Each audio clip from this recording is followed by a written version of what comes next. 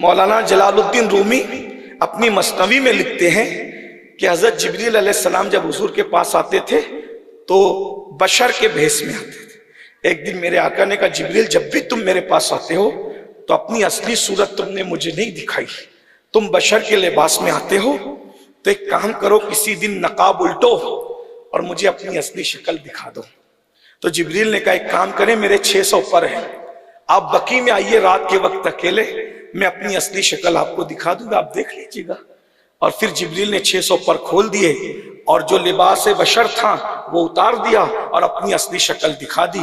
عارف رومی کہتے ہیں جب جبریل کی اصل شکل دیکھی تو حضور مسکرانے لگے، تو جبریل نے کہا میں اصلی شکل میں نہیں آتا تھا، آپ بھی تو اصلی شکل میں نہیں آئے ہو، اس دنیا میں آپ بھی تو اصلی شکل میں نہیں آئے ہو، میں نے پردے اٹھائے آپ بھی تو پردے اٹھائیں۔ سرکار نے فرمایا جبریل اگر میں نے پردہ اٹھا دیا تو تو دیکھ بھی نہیں سکے گا، تو دیکھ نہیں سکے گا۔ اسی لیے میرے آقا فرماتے ہیں ابو بکر میری حقیقت کو میرے رب کے سوا کوئی نہیں جانتا، حقیقت مصطفیٰ کسی کو نہیں پتا۔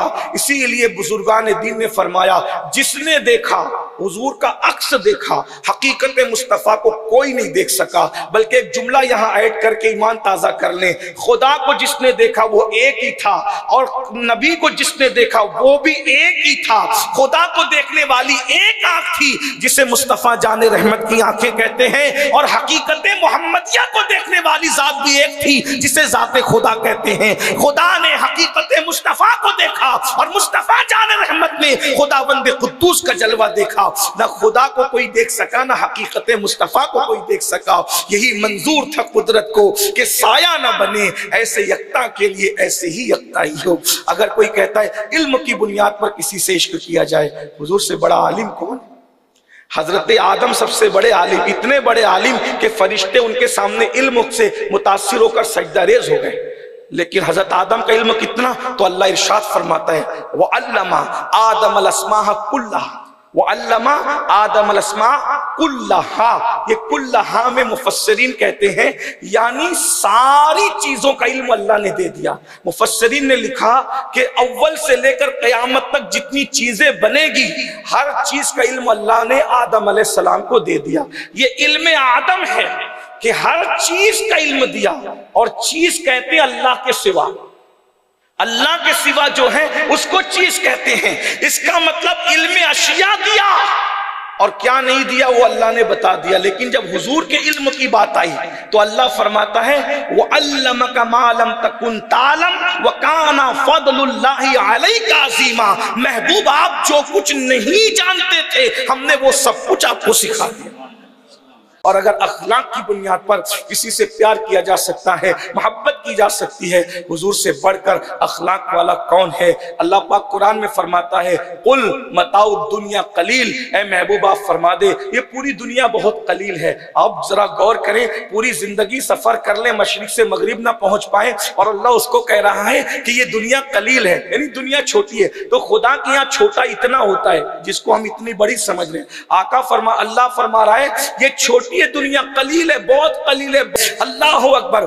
اور پھر علماء جو گرامر پڑھتے پڑھاتے وہ جانتے کہ یہ قلیل جو ہے سیغہ تصغیر ہے، یعنی یہ بہت قلیل ہے، یہ اتنی قلیل ہے کہ اس سے زیادہ چھوٹی کوئی چیز نہیں ہے۔ تو خدا کے جس کو چھوٹی کہے وہ ہماری نظر میں اتنی بڑی ہے، لیکن جب اخلاق مصطفیٰ اللہ بیان کرتا ہے تو کہتا ہے وَإِنَّكَ لَعَلَىٰ خُلُقٍ عَظِيمٍ۔ تو جس کا چھوٹا اتنا بڑا ہو وہ جس کو عظیم کہے وہ کتنا بڑا ہوگا۔ میرے امام کہتے ہیں تیرے خلق کو حق نے عظیم کہا، تیری خلق کو حق نے جمیل کیا، کوئی تجھ سا ہوا ہے نہ ہوگا شہا۔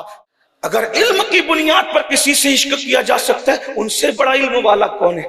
آج ابھی ڈاکٹروں کی محفل ہے، قاری صاحب ڈاکٹر حضرات سے مخاطب تھے، میں کہتا ہوں ڈاکٹر کتنی بھی نظر پیدا کر لے، مشینیں پیدا کر لے، لیکن کس کے شکم میں نطفہ کس باپ کا ہے نہ وہ پیٹ میں رکھنے والی ماں بتا سکتی، نہ پیدا ہونے والا باپ بتا سکتا ہے، نہ ڈاکٹر بتا سکتا ہے کس کا ہے۔ لیکن یہ میرے حضور ہیں۔ ایک مرتبہ حضرت حذیفہ جیسے لوگوں کے نسب میں لوگوں کو شک ہو گیا تو حذیفہ کھڑے ہو کے کہتے ہیں محفل میں یا رسول اللہ میرا باپ کون؟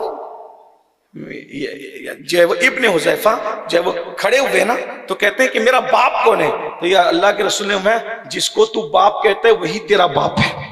وہ دوڑے گئے اور اپنی ماں سے کہا امی آج میں نے اپنے نسب کا تان ختم کر دیا، اس لیے کہ لوگ تان کرتے تھے نا، تو میں نے حضور سے پوچھا کہ یا رسول اللہ میرا باپ کون ہے؟ تو حضور نے میرے باپ کا نام بتا دیا، کہا تیری ماں تجھ پہ روئے وہ تو اچھا ہوا کہ میں پاک دامن تھی، ورنہ جاہلیت کے دور میں تو عورتیں منہ کالا کرتی تھی، اللہ کا شکر ہے کہ میں پاک دامن تھی تو اللہ نے میری آبرو رکھ لی، ورنہ تو نے تو مجھے ذلیل کر دیا ہوتا۔ تو حضور یہ بھی جانتے کہ کس کے پیٹ میں نطفہ کس کا ہے، یہ حضور کے علم کا عالم ہے۔ سائنس اتنی ترقی کرنے کے بعد بھی آج تک یہ فیصلہ نہ کر سکی اور شاید قیامت تک نہ کر سکے گی کہ کس کے شکم میں کس کی امانت ہے۔